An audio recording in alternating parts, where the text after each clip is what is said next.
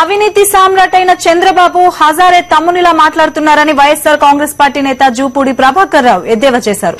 చంద్రబాబు ఆస్తుల జాబితా ఓ మాయాజాలమన్నారు. ఉన్నట్టుండి చంద్రబాబు పేదవాడు ఎలా అయ్యాడని ప్రశ్నించారు. బాబు ఆస్తుల చిట్టాలో సింగపూర్, మలేషియా ఆస్తులు లేవని నిలదీశారు. సింగపూర్లోని లిటిల్ ఇండియాలో ఎవరినడిగినా బాబు హోటలే చూపుతారన్నారు. ఎన్నికలను ఈవెంట్ మేనేజ్మెంట్ గా నడిపిన ఘనత బాబుదేనని ఎద్దేవా చేశారు జూపూడి. మీరు సత్యహరిశ్చంద్రుల తమ్ముళ్ళైతే తెలుగుదేశం వాళ్ళు దయచేసి విజయమ్మ గారు వేసినటువంటి పిల్లు ఏదైతే ఉందో మీ మీద 2 ఎకరాల నుంచి 2,000 కోట్లకి మీరు ఏ విధంగా ఎదిగారో, మీ బినామీలందరూ కూడా ఒక కొత్త వ్యవస్థని ఈ రాష్ట్రంలో తీసుకొని అనేకమైనటువంటి రుగ్మతల్ని ఈ రాష్ట్ర రాజకీయాలకి పరిచయం చేసినటువంటి మీరు, మీ పార్టీ ఇంకొక పార్టీని గురించి మీకు విమర్శించే నైతిక హక్కు లేదని నేను ఈరోజు స్పష్టం చేయదలుచుకున్నాను.